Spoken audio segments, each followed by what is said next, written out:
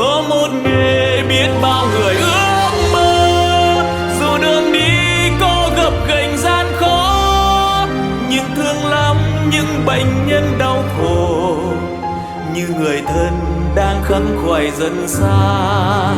Có một nghề, nghề thầy thuốc nhân dân, mồ hôi rơi hay nhọc nhằn cay đắng, như vì sao vẫn sống trong thầm lặng, cho cuộc đời tỏa ánh sáng tinh khôi. Như vì sao vẫn sống trong thầm lặng, cho cuộc đời